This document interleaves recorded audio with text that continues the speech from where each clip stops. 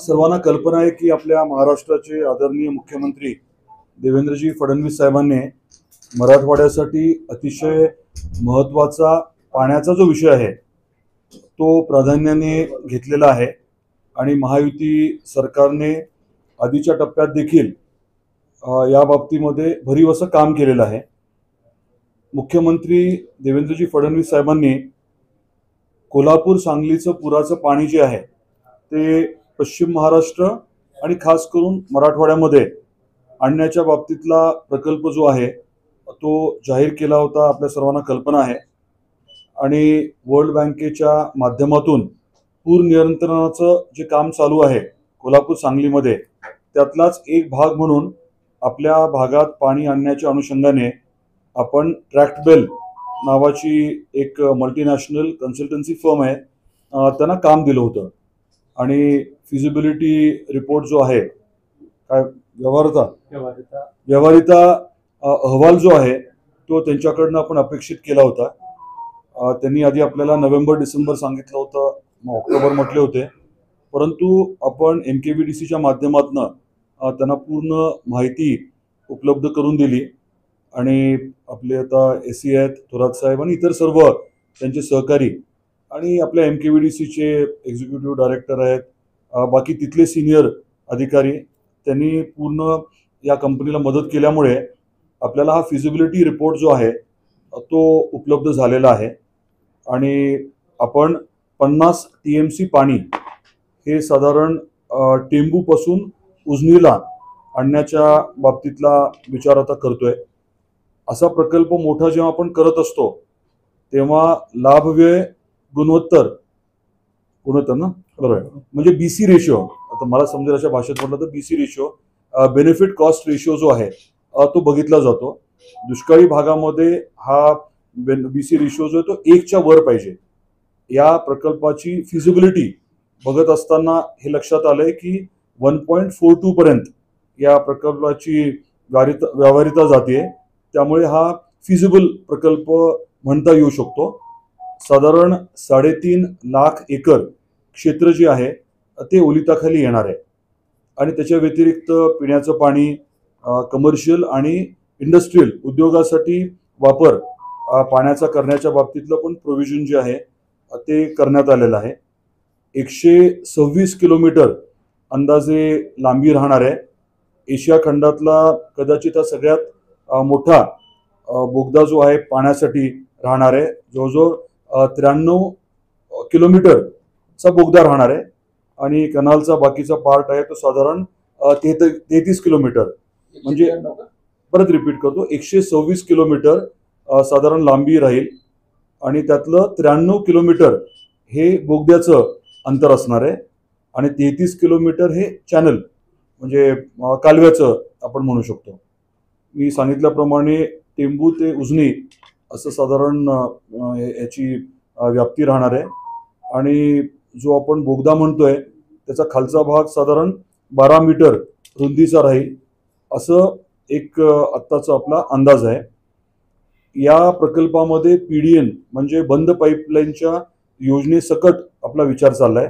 मी म्हटल्यासारखं 3.5 lakh acre एवढं क्षेत्र ओलिताखाली येणार आहे आणि याची अंदाजे आता जी किंमत आहे ती 15,000 कोटीच्या आसपास राहणार आहे।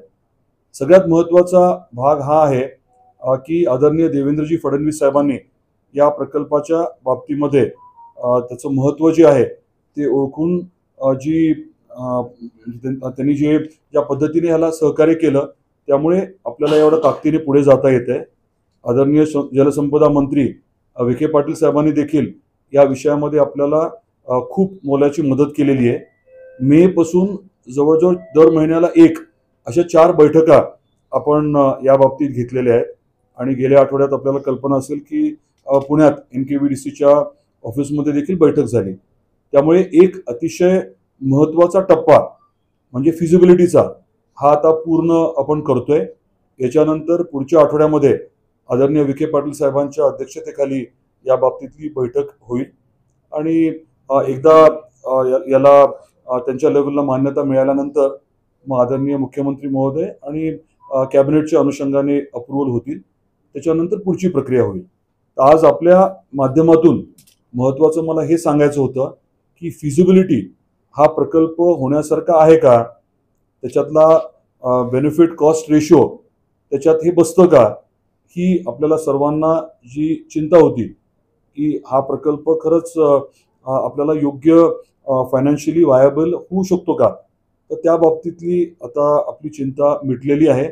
आणि गणेश चतुर्थीच्या पूर्वसंध्येला हा महत्त्वाचा विषय मार्गी लागतोय.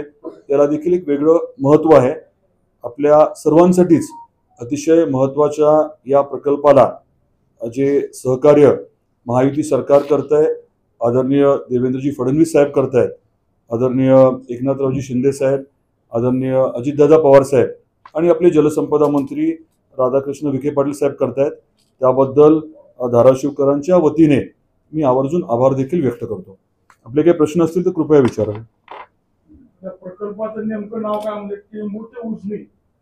ते नाव नाही, हे जे आहे ते कृष्णा पूर नियंत्रण प्रकल्प आहे.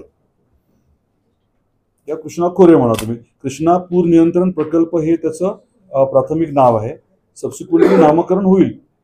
आपला हेतू काय आहे, एकीकडे पुराचं पाणी जे आहे ते तिथनं बाजूला करून पुरामुळे होणारी हानी जी आहे ती कमी करायची, आणि दुसरीकडे दुष्काळी भागामध्ये, मग ते मराठवाड्यातला भाग असेल किंवा पश्चिम महाराष्ट्रातला, दुष्काळ निवारणासाठी या पाण्याचा वापर करायचा. त्यामुळे दोन्ही आपल्याला म्हणता येईल, फ्लड मिटिगेशनही म्हणता येईल आणि ड्राऊटच्या अनुषंगाने ड्राऊट मिटिगेशनही म्हणता येईल. आपल्या जिल्ह्यासाठी किती पाणी येईल ते ठरेल.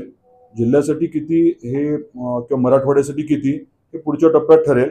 परंतु आपलं 16.66 TMC पाणी जे आपल्या हक्काचं येणं बाकी आहे, त्याच्यापेक्षा जास्त पाणी आपल्या मराठवाड्याला नक्की मिळेल. बोगद्यातलं पाणी येणार आहे का लिफ्ट? बोगद्यात काही प्रमाणात लिफ्ट असेल, पण मेजरली बोगदा.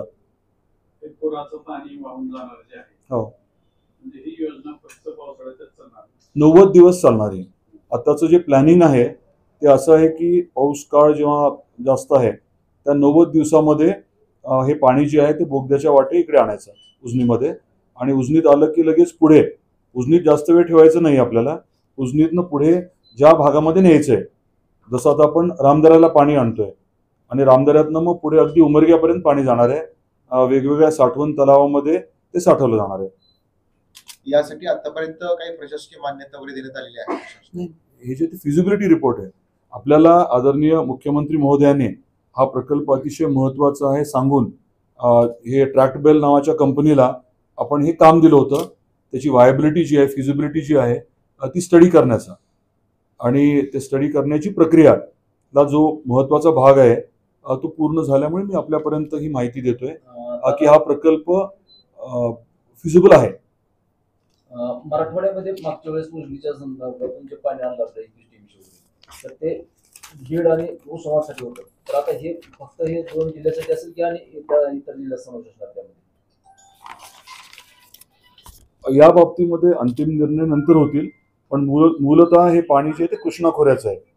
उद्या पिण्याच्या पाण्याच्या अनुषंगाने गोदावरी खोऱ्यामध्ये सुद्धा हे पाणी देता येऊ शकतं, पण हे निर्णय जे आहेत ते नियमांच्या अधीन राहून शासनाच्या माध्यमातून घेतले जातील.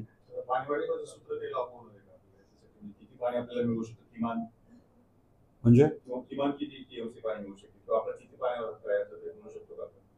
नाही, मला प्रश्न नाही कळाला. 50 TMC पाणी जे येणार आहे त्यातला काही भाग पश्चिम महाराष्ट्रासाठी वापरला जाईल आणि मेजर भाग जो आहे तो आपल्या मराठवाड्यासाठी राहील.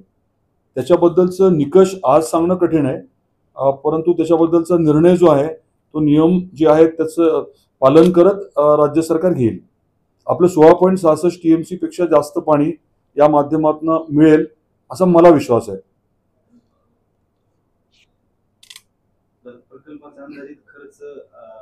आत्ताच्या आपल्या जो काही अंदाज आपल्या समोर व्यक्त केलाय ते साधारण 15,000 कोटीच्या आसपास आहे, बंद पाईपलाईनच्या सकट.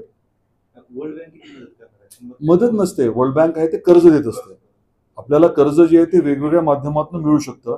ह्याच्यातले टप्पे काय आहेत, आता फिजिबिलिटी झाली, फिजिबिलिटी नंतर हे सरकारच्या स्तरावरती याला आपल्याला मान्यता घेऊन मग ह्याचा आपल्याला प्रोजेक्ट रिपोर्ट करावा लागेल. प्रोजेक्ट रिपोर्ट हे सगळं फास्ट करता येईल कारण बरंचसं काम आपलं झालेलं आहे. प्रोजेक्ट रिपोर्ट झाल्यानंतर मग बाकीच्या गोष्टी होतील, त्याचे एस्टिमेट्स होतील, मग त्याला अप्रुव्हल मिळेल. आणि हे करत असताना पैसे कसे रेज करायचे, मग वर्ल्ड बँक आहे, एडीबी आहे, इतर वित्तीय संस्था आहेत, त्यांची नक्की आपल्याला मदत घेता येईल. आणि हे पुराचं म्हणजे एकीकडे आपण फ्लड मिटिगेशन करतोय आणि दुसरीकडे ड्राऊट मिटिगेशन करतोय. त्यामुळे दोन्ही विषय असे आहेत की ज्याला सहसा वर्ल्ड बँक किंवा एडीबी किंवा तत्सम संस्था ज्या आहेत त्या नक्की मदत करतील, अशा प्रकारचाच हा प्रकल्प आहे. आणि त्यामुळेच आदरणीय देवेंद्रजींनी या विषयामध्ये खूप लक्ष घातलेलं आहे.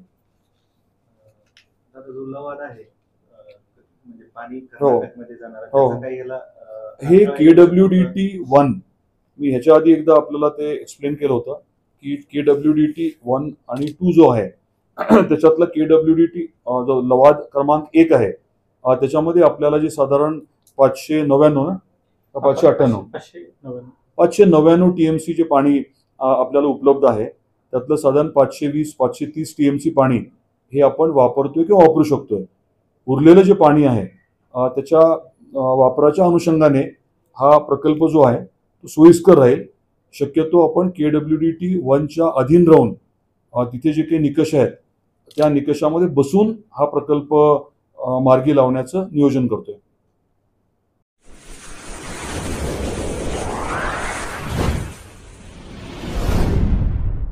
वीर महाराष्ट्र न्यूज चॅनलला लाईक आणि सबस्क्राईब करा. धन्यवाद.